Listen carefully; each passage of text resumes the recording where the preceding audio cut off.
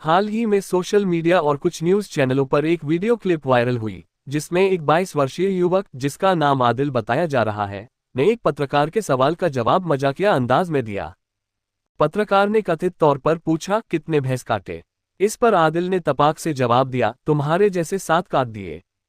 ये बयान न केवल हास्यप्रद था, बल्कि इसने सोशल मीडिया पर तीखी बहस और चर्चा को भी जन्म दिया। लेकिन इस घटना के पीछे का संदर्भ क्या है? क्या यह महज एक मजाक था, या इसके पीछे कोई गहरा सामाजिक या सांस्कृतिक मुद्दा छिपा है? आइए इस घटना को गहराई से समझने की कोशिश करते हैं। सबसे पहले ये समझना जरूरी है कि यह वीडियो क्लिप कहां से आए और इसका प्रामाणिक स्रोत क्या है। सोशल मीडिया पर वायरल होने वाली ऐसी क्लिप्स अक्सर संदर्भ से काट छांट कर पेश की जाती हैं, जिससे उनकी वास्तविकता को समझना मुश्किल हो जाता है। इस मामले में कोई भी मुख्यधारा का समाचार स्रोत या विश्वसनीय पत्रकार इस घटना की पुष्टि नहीं करता दिख रहा।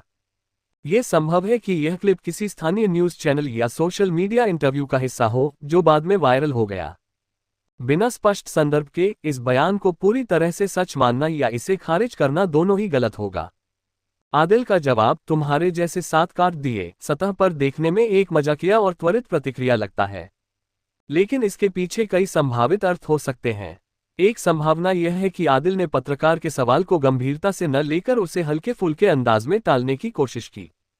भारत में, विशेष रूप से ग्रामीण क्षेत्रों में, पत्रकारों और आम लोगों के बीच इस तरह की चुटीली बातचीत असामान्य नहीं है।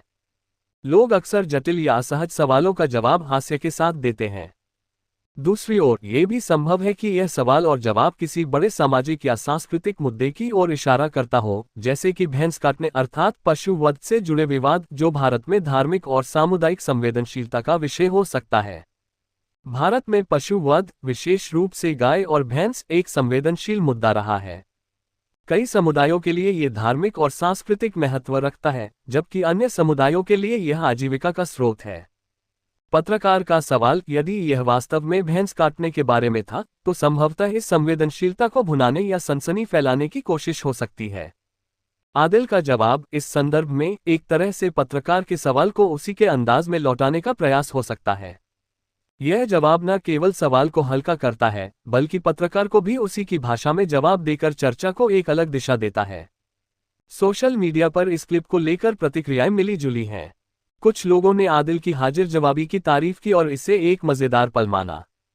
दूसरी ओर, कुछ यूजर्स ने इस बयान को गैर जिम्मेदाराना और संवेदनशील मुद्दों पर मजाक करने वाला बताया।